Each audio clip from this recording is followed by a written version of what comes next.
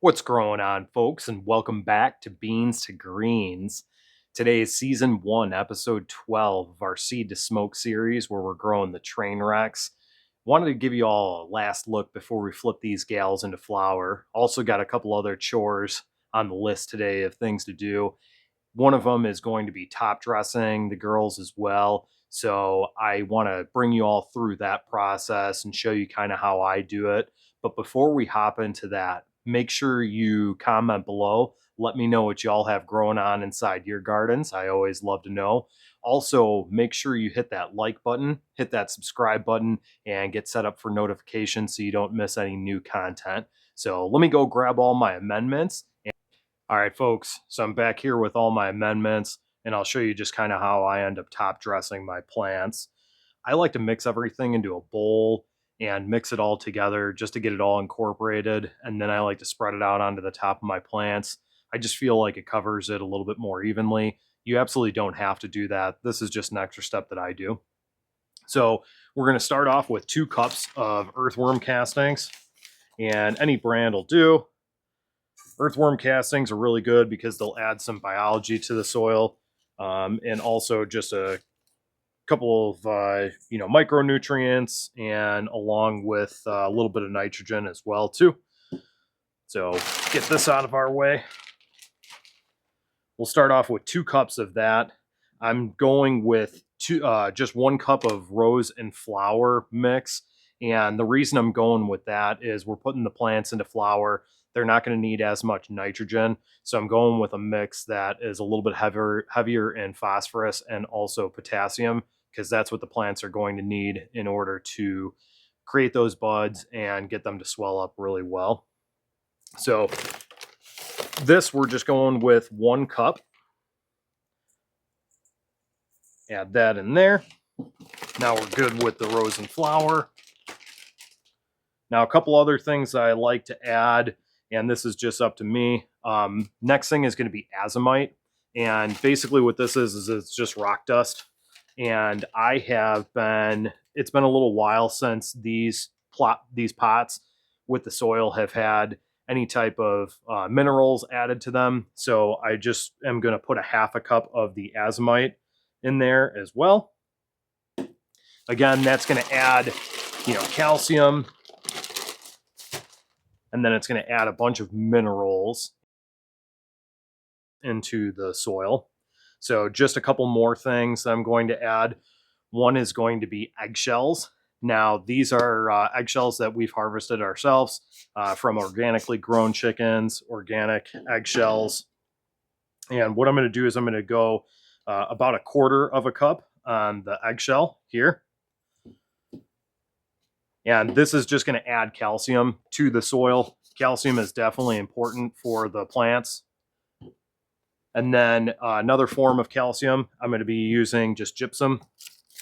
And again, I'm going to go with about 1/4 cup of the gypsum as well too, to add that.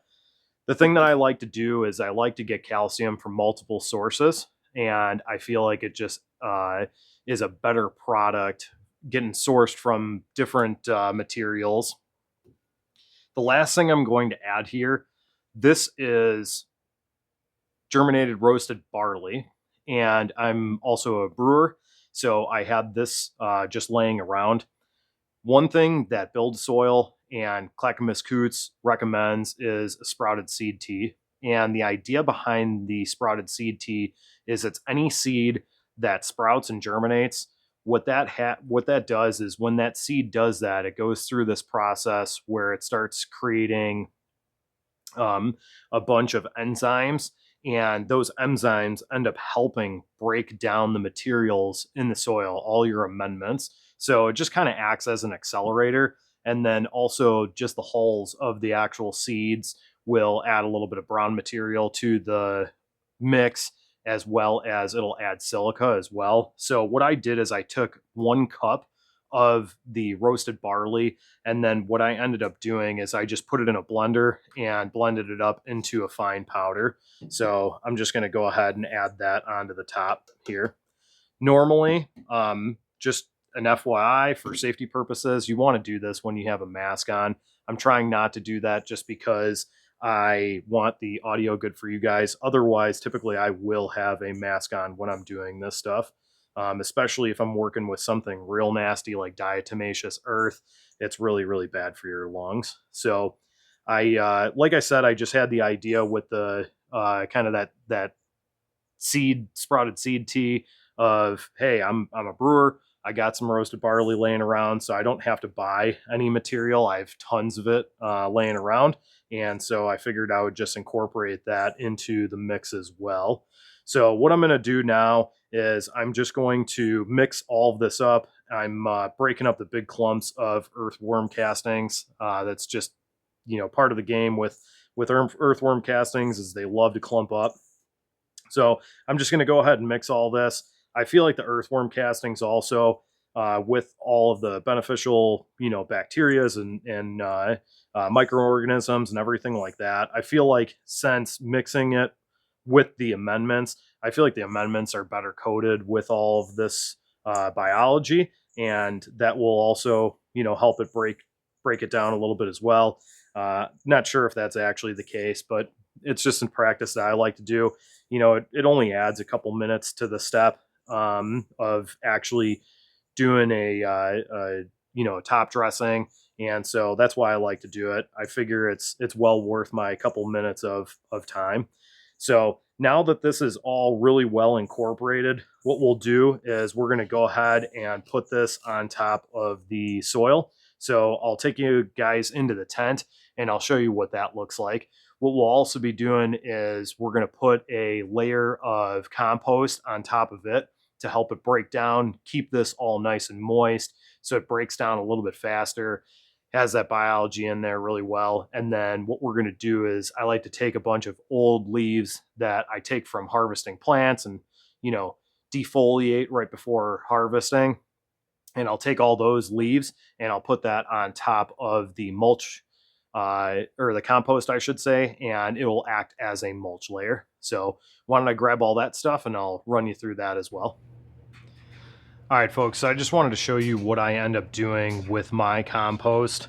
So what we're going to do is we're going to be putting this compost on top of our top dress, just kind of lock it all in and create a nice moist environment for all of those top dressed amendments to end up breaking down.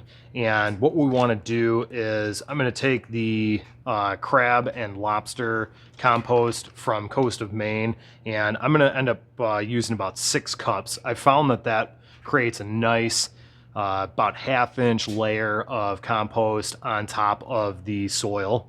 So we're going to take 6 cups of this. 1,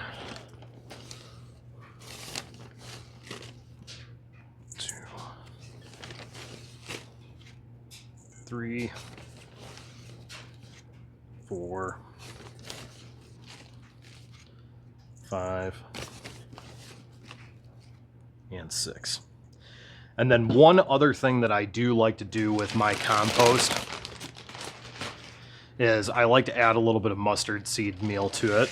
Now, I've started doing this because compost naturally is a magnet for fungus gnats, and they're an absolute nuisance in growing just in the garden. And young plants, they can cause issues to the root system.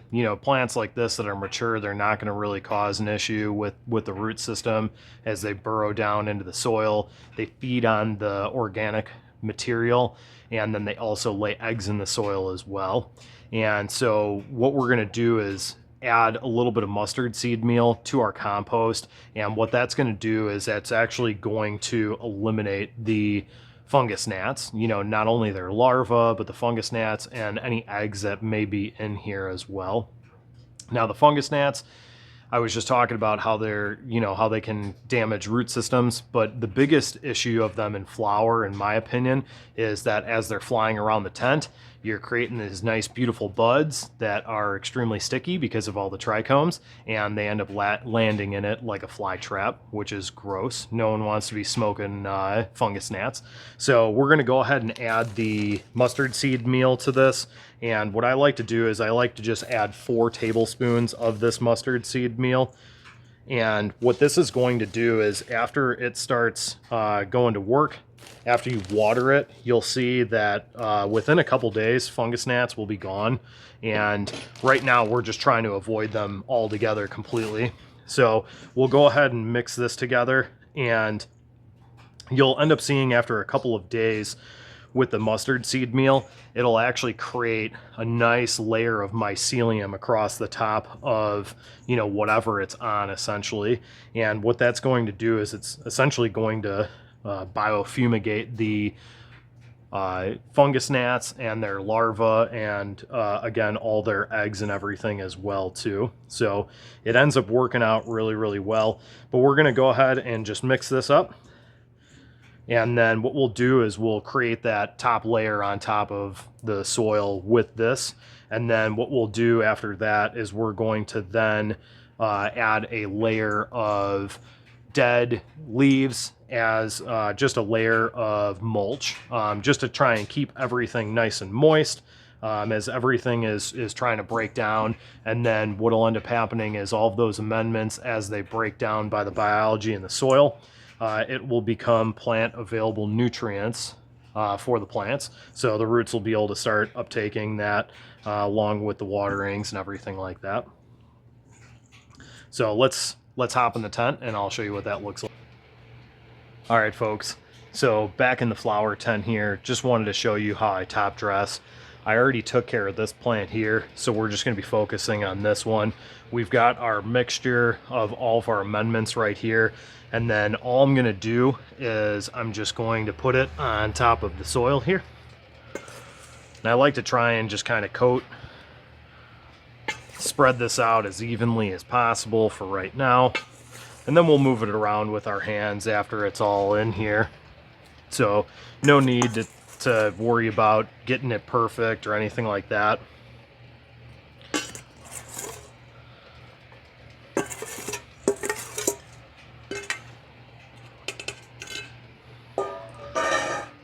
All right, so we've been able to just mound everything up in here. And now what I'm going to do is I'm just going to work it around the soil and spread it out nice and even, just covering the entire top of the soil surface here. And then what I'm going to do is I'm actually going to use my hands to just kind of work it into the soil a little bit. And I'm just kind of scratching it into the soil surface just to make sure that it's really in there. It's in contact with all those feeder roots. And then also just to kind of break up the surface of the soil a little bit.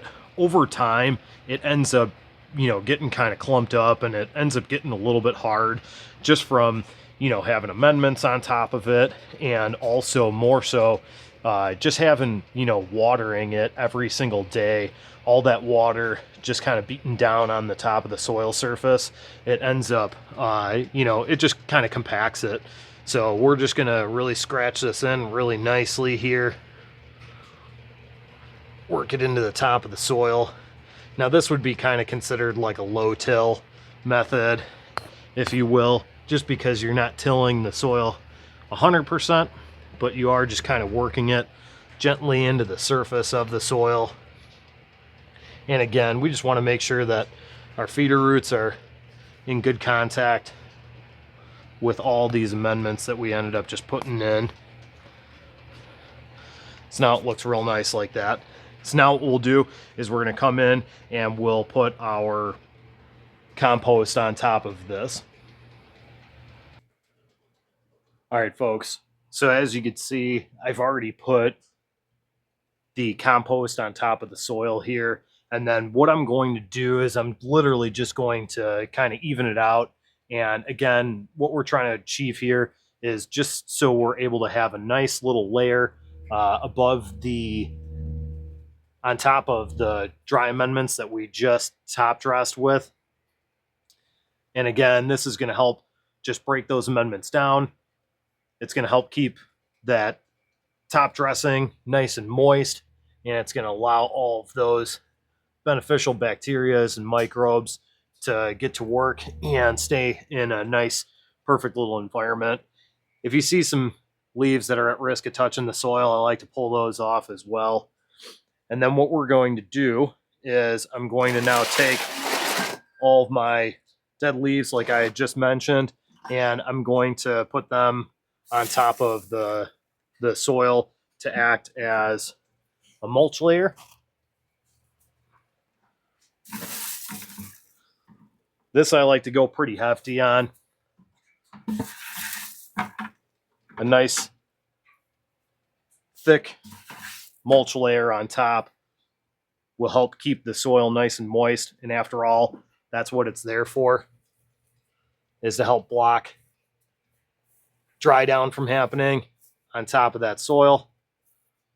Again, creating a nice environment for our microbes and beneficial bacteria to help break down all of this biology in the soil. So like I said, I take leaves just as I'm pulling them off of plants, as I'm doing lollipopping. I put them into a bin here, and then I save them for when I do my top dressings, and then just use it as mulch. It's kind of a chop and drop method, if you will. And I especially like to use all the leaves from plants as I'm harvesting. I pull all my big fan leaves off and even some big sugar leaves off of my buds. And I like to hang up my plants full for a nice slow dry. And then what I'll do is I'll take all those leaves and any, buds that I pulled off and lollipopped and everything like that. And that's all going to break down into good usable nutrients for the plants as well too. So it's kind of this ecosystem that circles, and we're just kind of reusing as much material as we possibly can. One of the things that I didn't mention before, and perhaps I should have, but you guys may have gathered this regardless, but the eggshells that I end up using, obviously raw, regular, full eggshells are extremely hard to break down. It'll take a long time. So what I end up doing is I put those in the blender as well and turn it into a really fine powder. So that way the soil can break it down a lot faster, and then it'll be plant available. And, even if the eggshell, I figure, even if it's not 100% usable on this round, I reuse all my soil. So it's going to be great for the next round. It's going to be in there and everything. So then my next step is I'm just going to go ahead and water this all in and make sure there's a nice even coat of water. And then I'm going to come through here with a vacuum and vacuum this all up. I believe in having a really clean tent. It helps keep pests out. And after all, this stuff we're going to be consuming. So we want to make sure that the environment is as clean as possible. We don't want a bunch of dust and, nasty stuff in our buds. So I like to try and keep my my tents as clean as possible. All right, so we've got our mulch layer all set up on this plant, put our name tag back in here, and now I'm just going to water these in. What I have inside this bucket is just water and then a little bit of seaweed extract, about an ounce per gallon. And then I also just put in about 3 ounces of blackstrap molasses, organic. And the purpose for that is I'm just trying to give the the soil, all the microbes and everything, something to feed on, especially as we're getting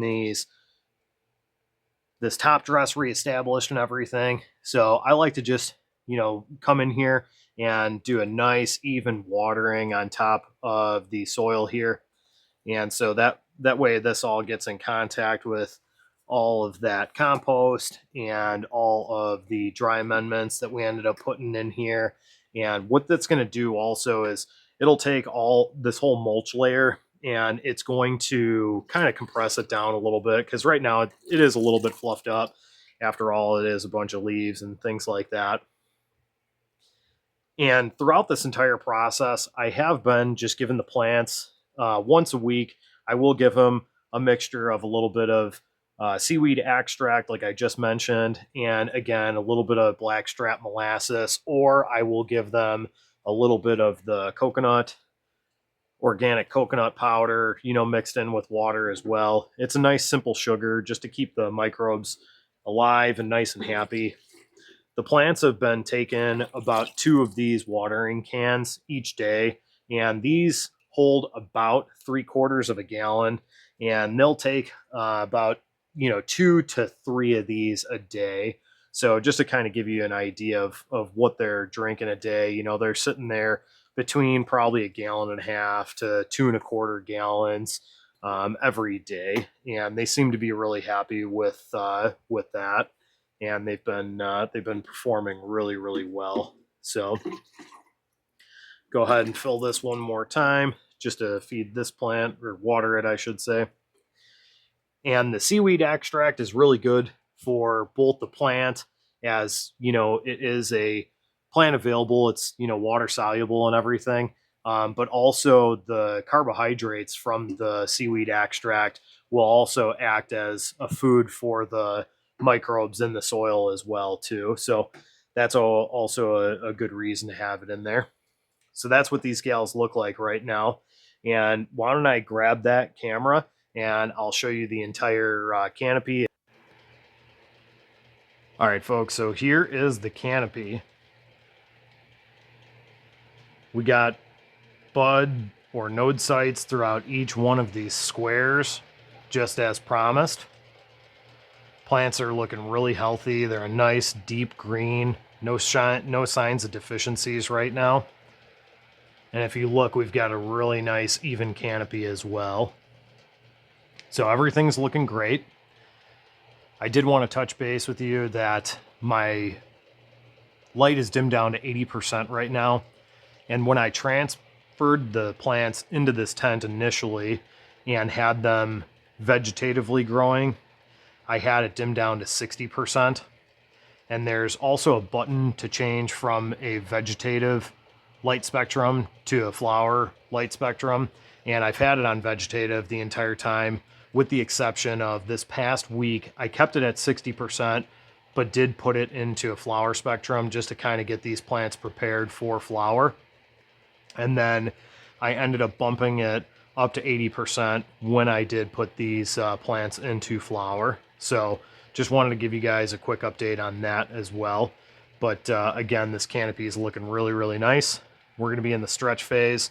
And then what I'm going to be doing is I'm going to be setting up the second set of trellis net here shortly. Not today, but probably within a week or so, because these gals are already shooting up and they are going to surpass that second trellis. So we'll need it there for support.